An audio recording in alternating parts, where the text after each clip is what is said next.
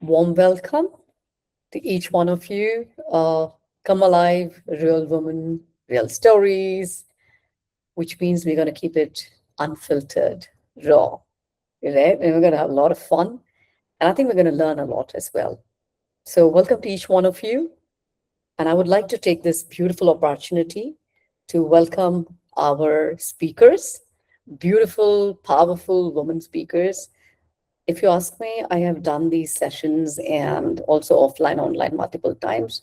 But today I still have a little goosebumps. I'm like, thank God it's not offline. How would I manage two beautiful, powerful women on a stage at a time? I mean, they would just set the stage on a fire.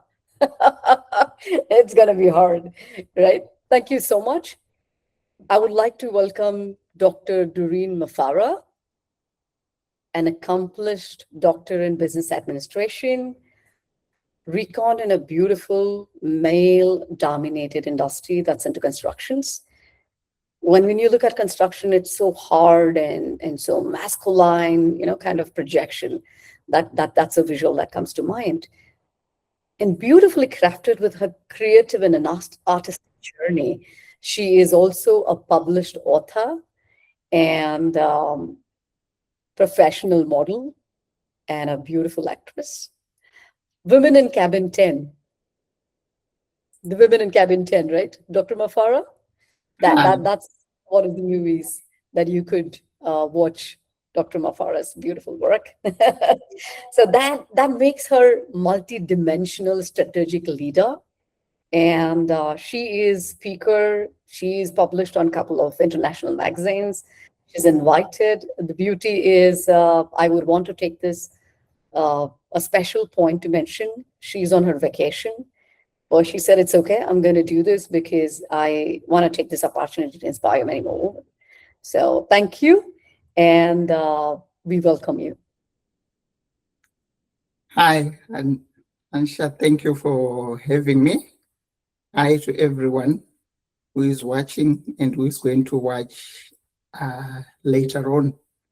I'm so grateful and thankful to be here and to be aligned with beautiful women, beautiful girls. It's an inspiration, and I'm so grateful and thankful for this opportunity. Thank you. It's our pleasure. And I would love to introduce Miss Abimbola Adebakin. I hope I've got your last name correct. I mean, trying hard. She is a healthcare innovator, transforming, accessing healthcare in Nigeria and beyond, which is Africa, right? And it's not just one way, technologically, with collaboration, and still keeping it sustainable, which is, I mean, I don't know how you do it, but it sounds like a magic to me, right? And ensuring it's not just accessibility, but also a quality medicine that is reaching to people out there. And I think that is, indirectly serving underserved communities, which is a social entrepreneur for me, right? She is a CEO, founder of Advantage Healthcare Africa. She leads multiple lines under that, which is called My Pharmacy, My Medicine. And apart from that, she is being known and recognized, just guess by who? The one machine or one search engine that we all go to. Google. So she's been recognized by Google. She's been recognized by Bears Foundation and World Economic Forum. Amazing. She's an international speaker. She continues to inspire, have amazing conversation on healthcare and healthcare innovation, which is even more interesting because it has a tech element to it, which is, I think all of us are talking about AI and technology. So she's in midst of the sphere, right? She's a global entrepreneur. And today, as we speak, our lady is a speaker at an event that's happening in Berlin, right? Welcome. Thank you so much for making yourself available for us here today. Thank you so much, Asha, and thank you to all the beautiful ladies. And lovely to meet you all. Lovely to meet you also, Dr. Doreen. Lovely to meet you too. Thank you. Thank you, powerful woman. And thank you, all my friends, colleagues, and members, all the women folk sisters who've joined us across from different countries, different time zones. I appreciate making yourself available here. We'll jump in right away. I have a question for you, Dr. Mafara, and we would like to know what that mean to you, right? Let me read it out, and I would happy to read it out if you want me to do it again. When did you realize you were not just living life, but silently surviving it as a woman from your culture? That's an interesting question. I think growing up, right, it's the way I was raised. I was raised in an environment whereby my sister, she is an independent woman, and she inspires me. So growing up, I admired the way she handles herself and life. And I don't believe in survival mode. I believe in living in abundance. So with a role model like my sister, I am inspired to do better because I've got a role model. So it made me like push myself not to be in survival mode, but to live in abundance. So growing up, I always believed in myself. That's why I went into modeling to boost my confidence, because as we all know, you need to be confident in order for you to speak in public and to do whatever you desire. You need confidence. So I worked on myself. I went into modeling to allow myself to be more confident and to believe in myself. And it allowed me to think outside the box, to say, I don't want to be surviving. I want to be living the best version of myself. And I want to be able to be a role model to my nieces and my nephews. So I can say, as a child, it was something that was installed in me by my mother, and it helped me to, to look at life different, to say, no, I don't want to survive. I want to live, and I want to be in a position to live my best life. Originally from Zimbabwe, and I moved with my family to Scotland. And again, when I came to this country, I made sure that I don't want to just survive. I want to be the best version of myself. And I started to empower myself, to educate myself, and I kept going.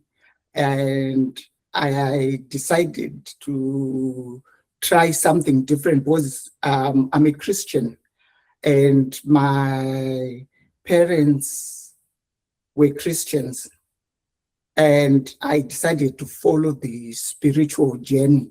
So when I started this spiritual journey, it helped me to say to myself, I don't want to survive. I want to live in abundance and to believe in myself and in my ability. I used to work for the UK government. I left my job. I then started writing my books. I went back to modeling. and I went into acting, that was me telling myself, I don't want to survive.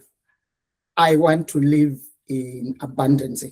So that's my journey so far regarding not wanting to survive, but I want to live, and I want to live in abundance. And I want to be able to inspire girls and other women to say, these days you need to have multiple sources of income. So anything is possible. And I don't believe in the saying whereby people say sky is the limit. No, the mindset is the limit. So you just need to believe in yourself and be confident in whatever you decide to do, and to follow your instinct. So if you decide to do something, follow your instinct and just be yourself. And I believe in alignment, and things will just align with you. Thank you. Thank you. Thank you so much. And really appreciate that. Abimbola would love to hear from you. So I agree with so many things Dr. Doreen has said. So many things about, believing that you can do things. I had to realize that I am enough. And that realization came not too long ago.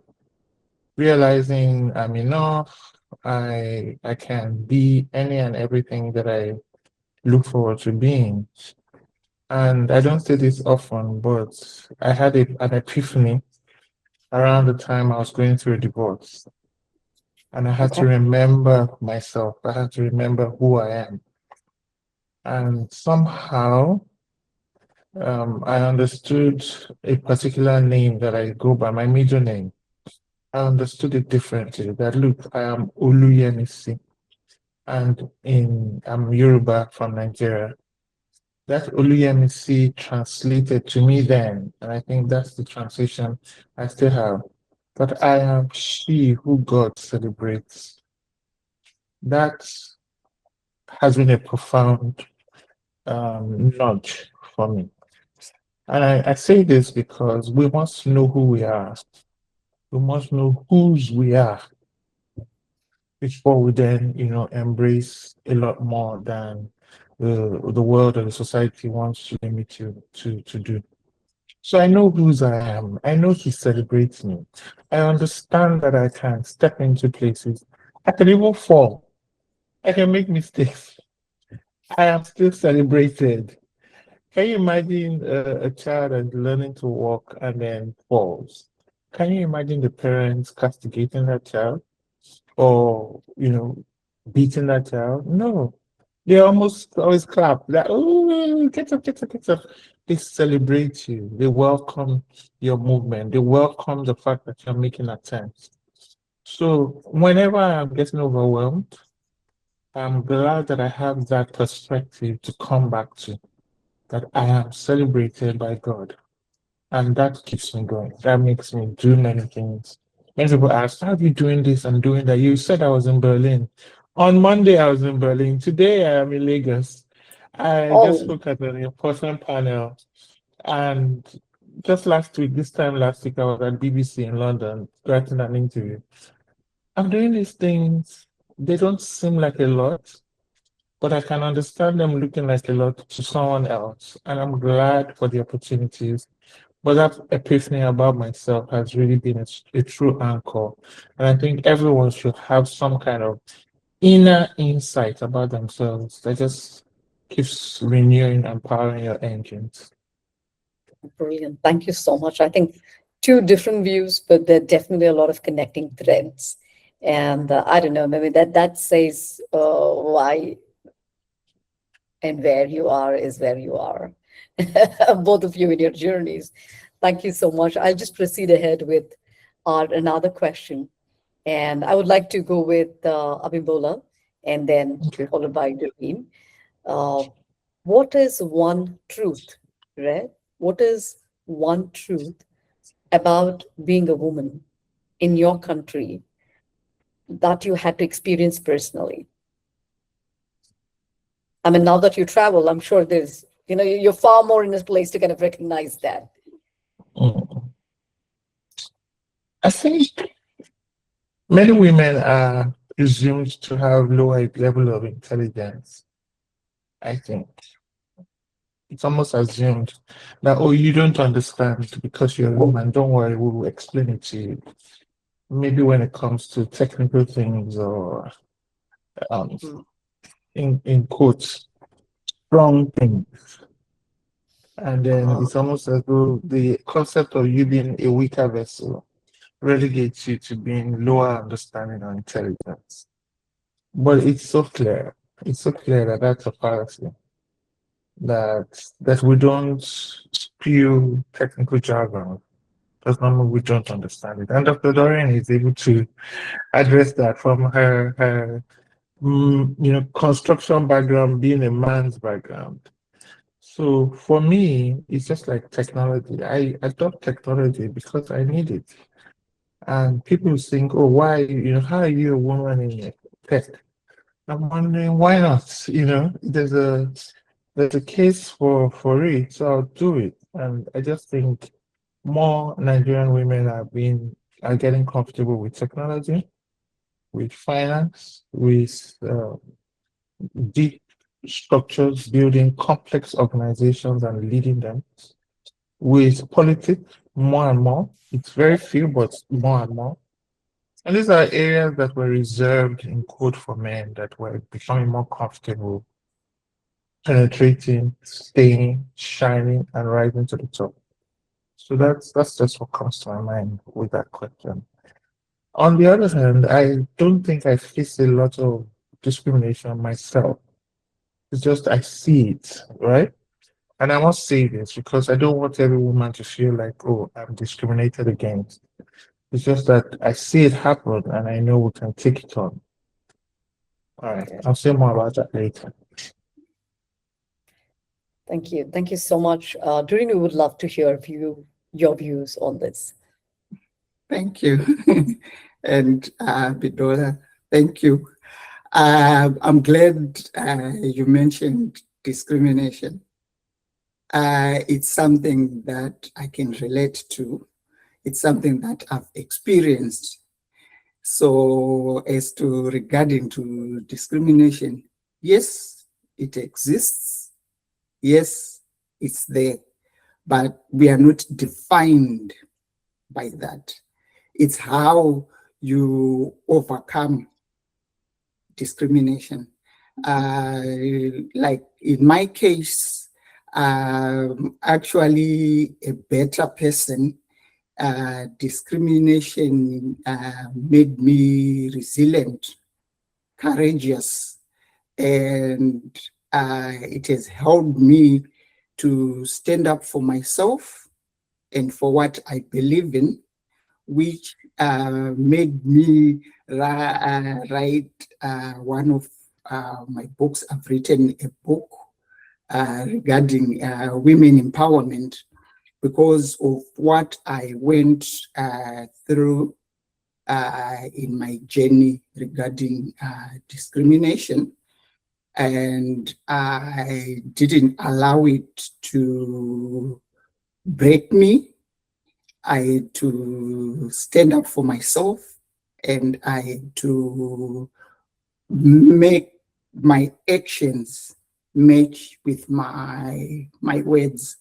So to whoever who is watching or listening or who has been in a similar situation regarding discrimination, my advice today is let your voice be heard.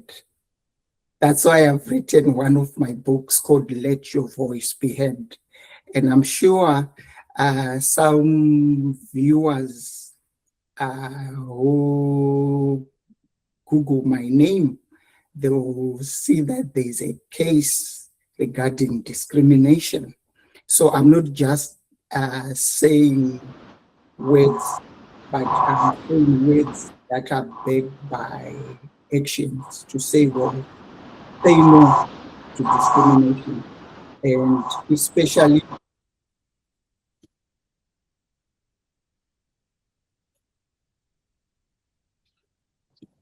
I can't hear Dr. Doreen any longer. You're muted. Yes. We can hear her. Did we lose her? She's I speaking, think but she's muted. I Yeah, think I from think yeah. something that, yeah, Dr. Doreen? Yeah, I'm there. Okay, I think we kind of lost you in between where you were talking about the case of and the book that you spoke about, right? Voice to be heard. I think Yes, few seconds we I've lagged. written a book called Let Your Voice Be Heard, which is available on Amazon, or if you go on my website, I do have a website. It's www.drdoreenmafara.com. All my books are available there. And I just want to give courage to anyone who might be affected with discrimination or who is subjected to that, to say, well, you are not alone. You need to stand up for yourself. You need to let your voice be heard and don't suffer in silence. Believe in yourself, speak up, be courageous, be resilient, and everything will fall into place, because we want to be in a position like what Abimbola said, in construction industry. In every industry, you are bound to face discrimination, but I see it as a stepping stone, and be courageous, be resilient, and stand for what you believe in, and just be the authentic you. Just be authentic, and everything else will align for you. Thank you. Great. Thank you so much. It's so beautiful and inspiring to hear from each of you, both of you here, right? And I proceed with my another question, where now I'm a little confused what question I should ask, right? Because I do have a question, but somewhere in my mind that I would like to ask is in the world that is, constantly demanding, challenging, and especially for a woman, right? And we've seen, and it showcased, either the movies or the way people treat us. We have to put in so many different shades to exist, and sometimes to fit in, and sometimes to get accepted. So how do you stay authentic to yourself and still be where you should be? How do you do that? Do you want me to answer that one Oh, first? please go ahead, because you're in the flow, and then I'm sure Abimbola would be loving to help us Right. with her as well. As for me, I stay authentic by being myself. I used to be a people pleaser, trying to please people. I was not comfortable to say no, and I would just do things just to please other people. Whereas now, no is a complete sentence. And I had to work on it to be able to say, well, no is no, instead of trying to fit in. And then at the end of the day, I'm not comfortable to be doing whatever the other person or organization that I should have just said no to. So I had to work on it to say, no, I don't want to be a people pleaser. So if I'm not comfortable, I just be authentic about it and honest, and say, well, I'm sorry, I'm not in a position to assist, or I'm not in a position to do it. I had to put myself first, whereas before I used to put other people's needs. And I think I take that from my star sign. I'm a Libra. So when you're a Libra, you want to balance the scales. But when you are trying to balance the scales, you are not being authentic because you are trying to please other people by saying yes to the things that you are not comfortable doing. So as for me, I had to work on not being a people pleaser and stop pleasing people, and the right people for you will find you. And that helped me to be aligned with the people who understand me, whether it's in business or whether it's personal. And especially in business, I'm also a project manager. When you are working on a project, you need to be honest. And if you tell a client that this project is going to take, for example, 2 months, when you know that it takes 6 or 4 months, then you are not going to be a good project manager. So you need to be authentic. You need to be real to say, look, this project, it's going to take 6 months. So it's either the customer or the client, they take it or they don't.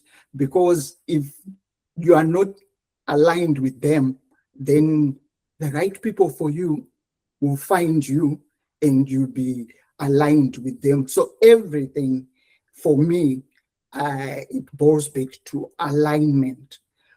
If you align yourself, you are being authentic to yourself, and everything will fall into place.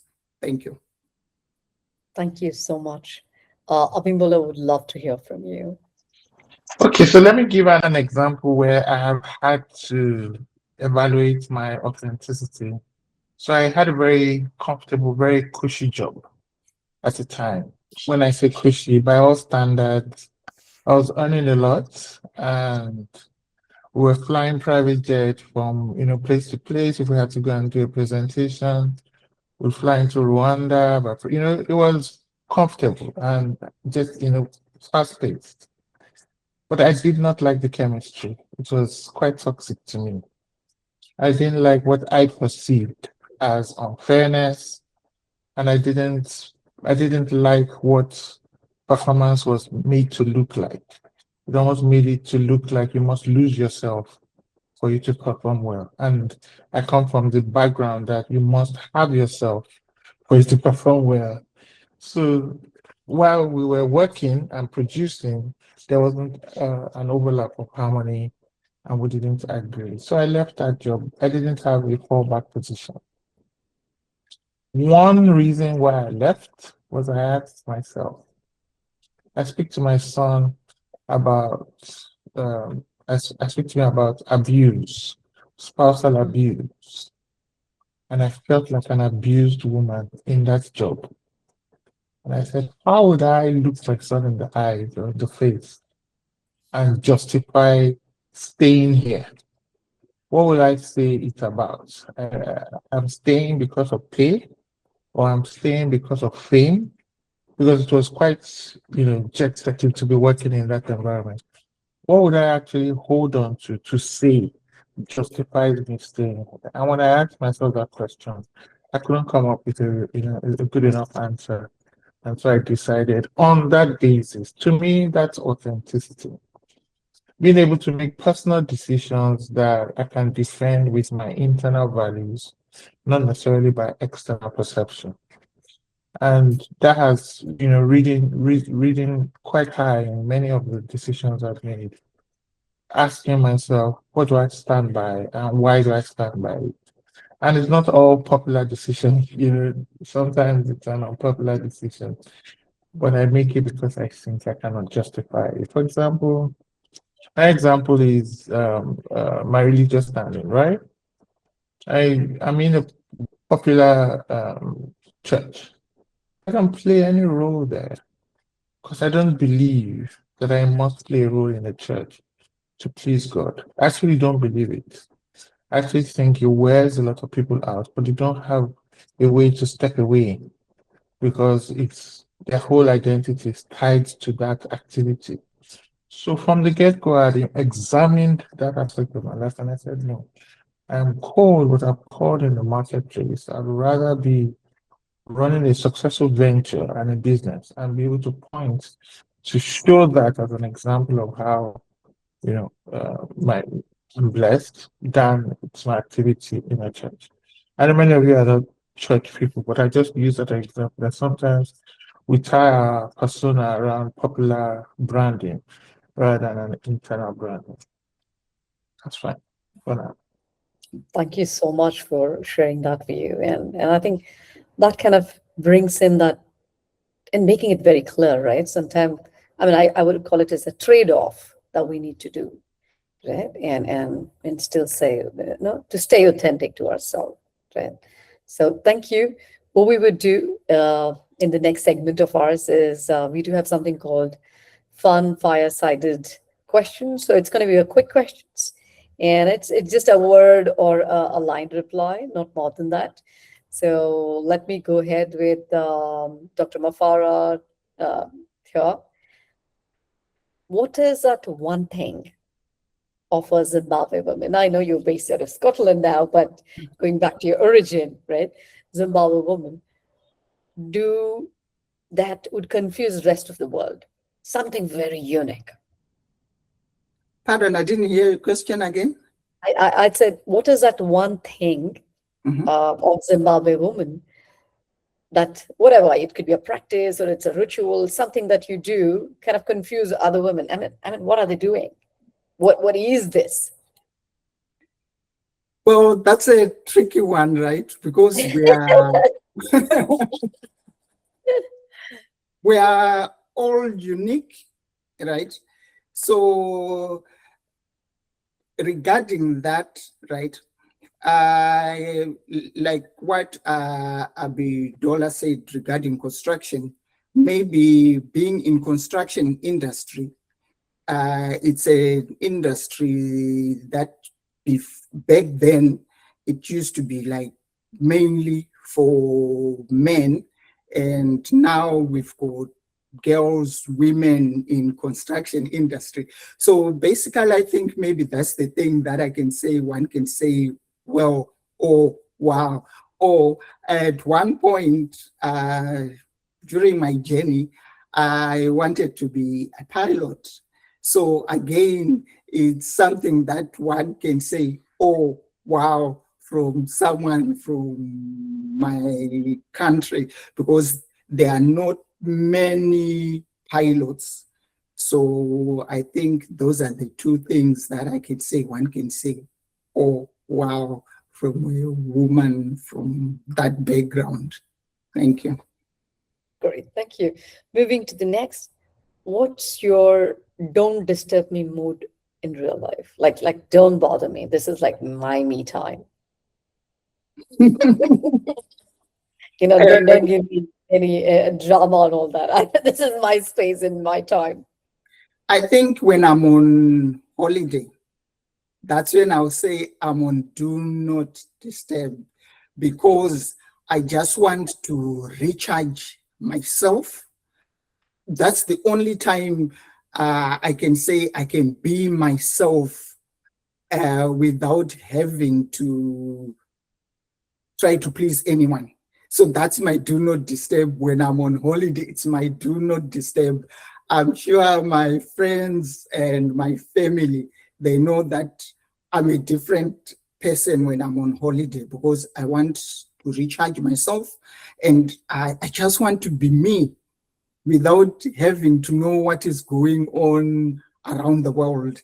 And like now, both my parents are late. So that was the emergency for me to say, well, I need to be available in case, because they were in their 80s. So at that age, you need to be on your phone. But now, because my parents are late, I can just go on do not disturb when I'm on holiday. Thank you. And that's another perspective of looking at it, right? And thank you for that. What is that funniest piece of advice you've received as a woman? I think uh, being in entertainment industry and the things that you get to know and what is happening behind the scenes, and you just look at yourself or you just see what is happening and you just laugh. You just find yourself like laughing, sharing jokes with others.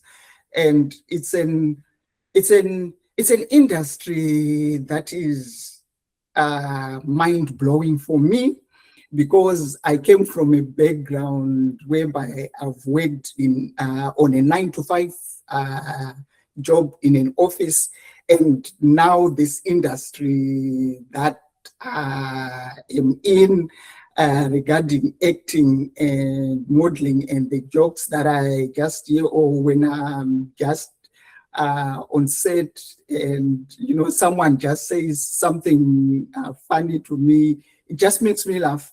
So I can't pinpoint exactly to say, well, someone said this, because every day I hear different jokes, and it just brings my vibration high. So I don't have one particular one that I can say, well, this made me laugh, because I hear loads of them all the time.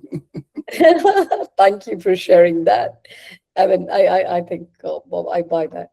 I would like to ask you one more thing. What is your secret weapon when life gets too serious? What do you do? I pray, right?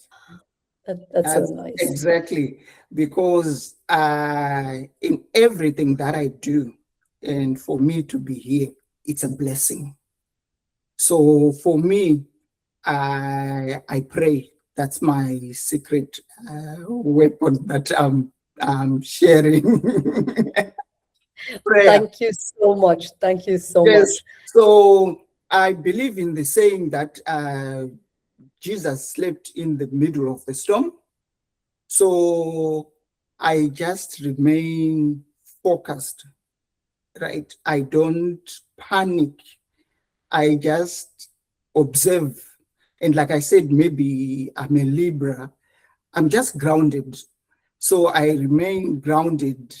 I observe, and then I take the steps, because I think naturally I'm a problem solver. So I think maybe that's why I enjoy doing projects and the things that I do, because it gives me that drive to say, it keeps me alive. Thank you.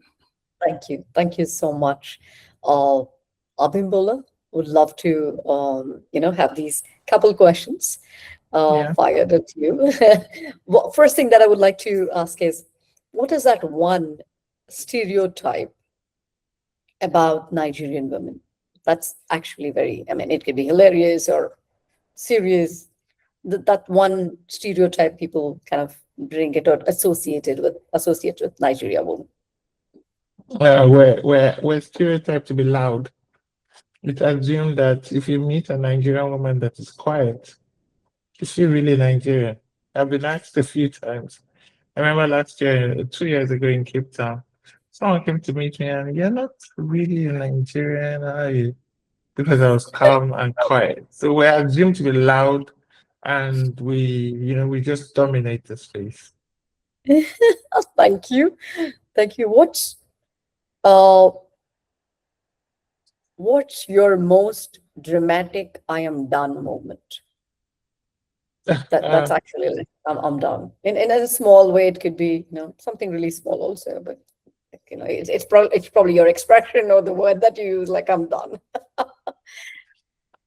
I'm not sure how I can describe I'm done. I guess I look at you and I'm wondering if are you okay? Kind of.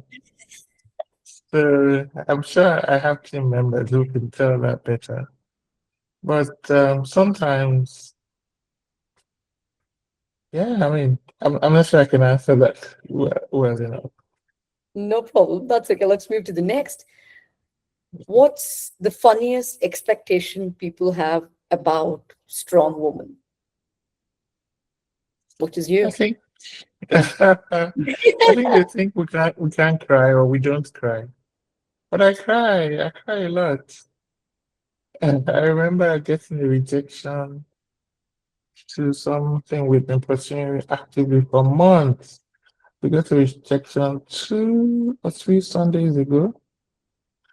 And I was trying to tell myself, all right, this is for the better, this is good, this is at a point in time, someone in my team made her own statement about the rejection, and I just started crying.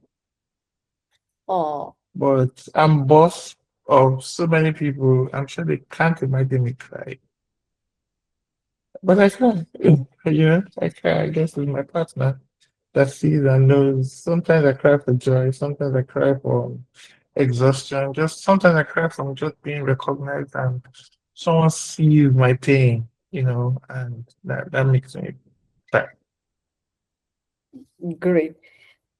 Another one that I have. If your life had a reality show, right? Let's say if your life itself was a reality show, what would be Mm. the title? What would you name it?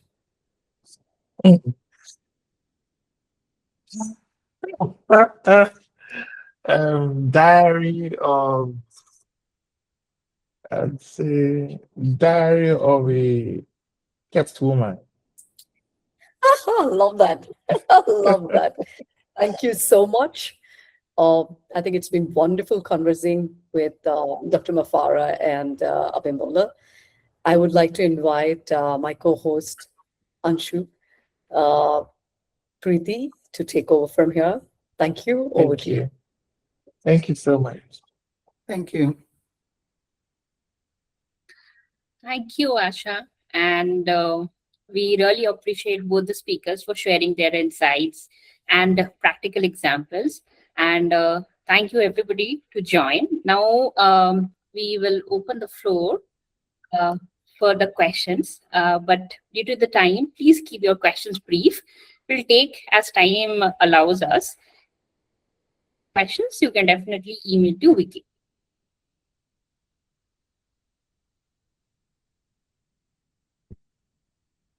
You can unmute yourself, and then if you want, you can turn on your video also and ask a question.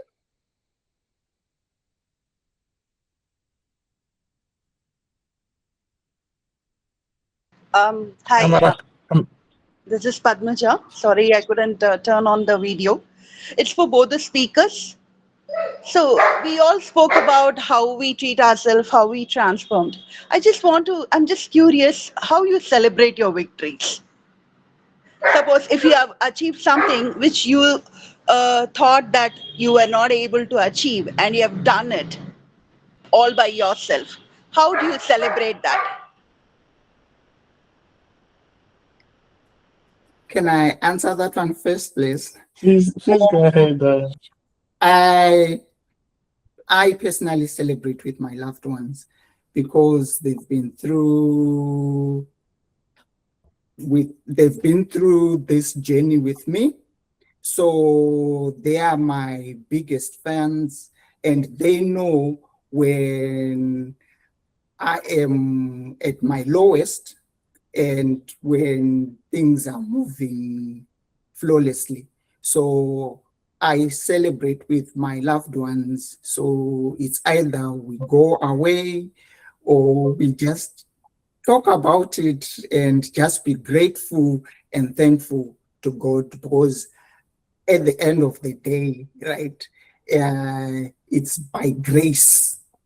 So that's how I personally celebrate my achievements or my wins with my loved ones. Thank you. I think Good evening.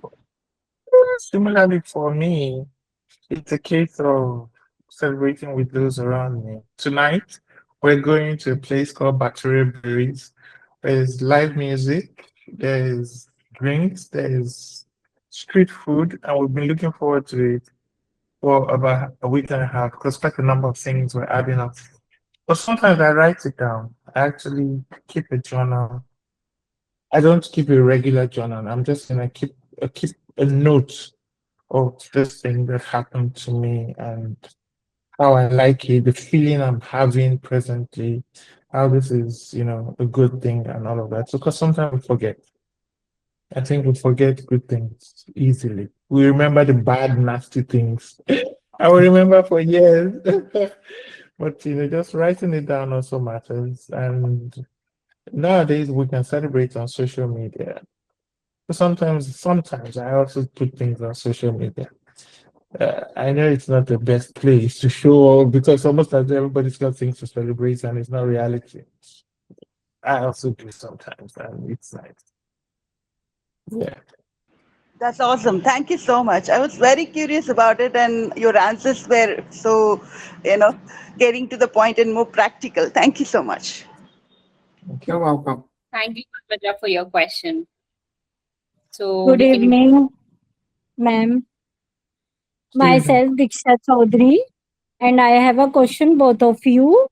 Uh, as an aspiring entrepreneur building a mission driver business, what leadership habits should I develop today that will have the greatest impact on my company growth over the next 5 years? Okay. Let me attempt that because I'm building a mission-driven business as well, seeking to get medicines to people at the very last mile. And I'm not sure the stage you're at right now, but if you're at the early stage and you want to see how it will be successful in the next 5 years, I think beyond being the operator of the business, one thing I'd love you to quickly acquire is the skill of sharing the vision. There are going to be very low times when nothing adds up, when you are frustrated, your team is frustrated, and disappointments are happening back to back. You must have that vision clear. It's because it's a mission-driven business. You may check the numbers and the profit, the revenue, the cash flow is not adding up, but the mission might be adding up. So it's so important that you keep the vision clear. Know how to get your team across the hurdles, but also know how to continue to sustain the dream and the vision and speak about it in a manner that will motivate them. So we, for example, for many years, we couldn't increase salaries, we couldn't match the rate of inflation and so many other things. But I think my team stayed on because they believed in the vision and they felt safe to stay on. So sometimes that's what works when the hard facts don't quite add up. Dr. Doreen, over to you. Thank you for Thank you. sharing, Abimbola. I can relate to some of the things that you've said. Vision, like Abimbola mentioned, is very important because you need to have vision, and that vision has to be your vision, not because you've seen your friend doing it or your parents. Your vision, because if it's your vision, then it's your journey, right? And you'll have to continue to believe in that and to follow your instinct. Like in my case, right? I'm an author. I'm self-employed basically, so I don't employ other people.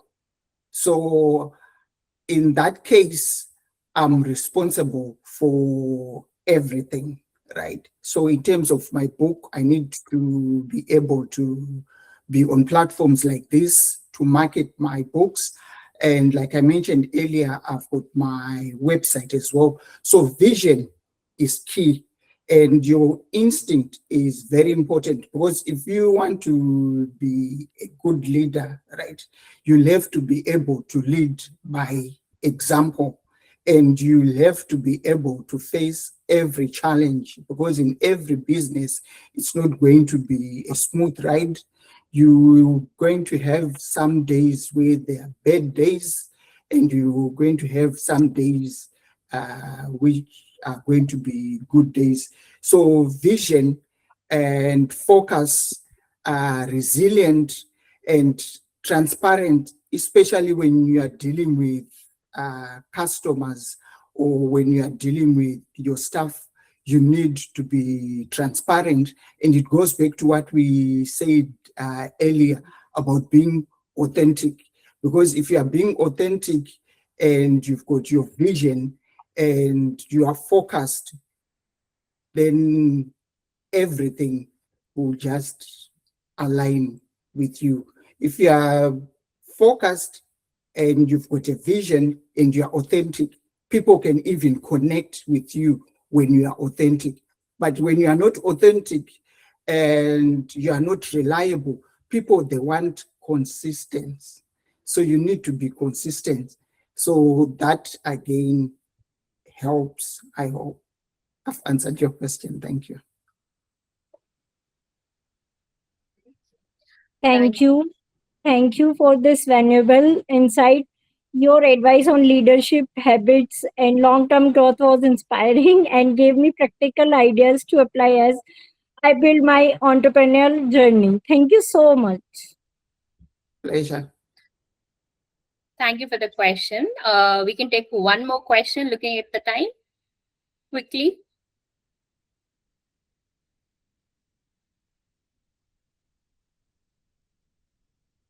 Please go ahead, Yoga. I can see your video is turned on.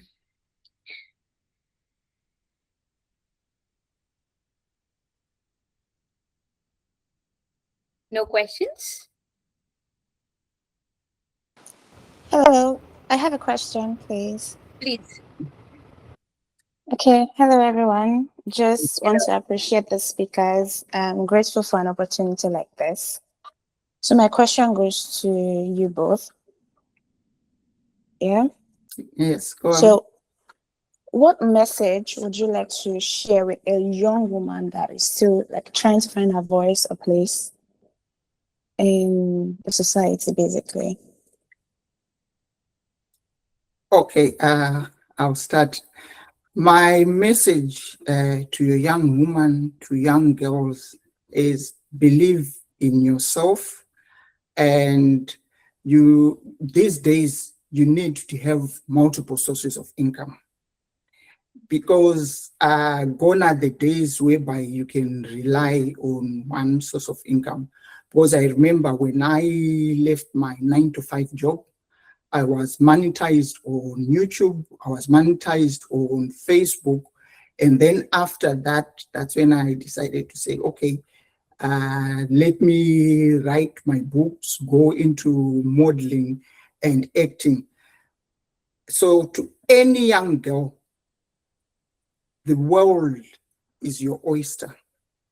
And you have to get out of your comfort zone. And you need to be able to believe in yourself and not try to compete, because the moment you tell yourself it's a competition, you've already lost, because we are all unique. We all have different talents. So just focus on yourself and focus on your calling. Basically, that's the word I can use. Focus on your calling and believe in yourself. If your friend is doing well, be happy for your friend, because I believe in if you bless others, you're also blessing yourself. So don't compete, believe in yourself and keep going. And the right people for you will find you. So my advice is just be yourself and have an open mind, and don't focus on one business. If you can do multiple sources of income, please do, so that when the other business is not working, you've got something to fall on. And then you have to keep going, because if it was easy, everyone would be doing it. That's my advice. Thank you. I Thank will just you. add, if I may just add to Dr. Doreen's comments. See, your journey is both you alone and you with other people. And I think that the earlier you recognize that you carry value, whether you know it or you don't know it, whether the world knows it or it doesn't know it, by default, each one of us carries value. It is now discovering it like a treasure hunt, understanding it, appreciating it, cleaning it. You've got gems in you that the world is waiting for. And I think that your sense of purpose, your sense of fulfillment will come from discovering that inner you. So when Dr. Doreen says, know yourself, I actually think, know yourself and accept yourself, believe yourself, you like yourself. Because some of us, we know ourselves and we hate ourselves. We speak nastily to ourselves. We think, oh gosh, you're not good enough. Look at the other person, she's better. She speaks better. She's taller. She's slimmer or she's fatter. We don't like the you that you have discovered. So I'd love you to know yourself. I'd love you to like yourself. I'd love you to present the authentic person. You might be beaten down because nobody really cares for you, but care for yourself. I'm telling you, it'll help the journey be more enjoyable. It's a long journey. Imagine you live up to 80 years. You can have 3, 4 careers in that period. You can choose to have careers in phases, 4, 4 years, 5, 5 years, 10, 10 years. But it should come from your choosing that I would love, to explore this. Don't be afraid to say I'm good enough for the best opportunities. But that's self that you discover, please like it, because then you have power. Thank you. Thank you, guys. I really appreciate it. Pleasure. Thank you. All right. Thank you, everybody. So I think looking at the time, we are going to close the session. I definitely appreciate and a big gratitude to both the speakers for sharing their insights, their true stories, especially for Dr. Doreen. I was just making some notes and there are some takeaways I have made for myself. I would definitely like to mention some of them. That Okay. when you're on holiday, it should be a do not disturb mode. Pray, with whichever God or you have faith on, and cry. It does not show that we are weak. So let's cry out. And vision is very important. We need to be authentic and focused. And I really love the idea about young girls that make money. Yes, we are millennials, so we did not have a lot of things which are available now. And so coming to the closure, just a minute. On behalf of the organizing team, again, a big gratitude to our speakers and all the participants. And we would look forward to the upcoming session for what we have to hear more real life stories and to be, we learn how to be confident. So thank you once again, all of you. We will see all of you in the next Come Alive session. And I wish you all a great weekend ahead.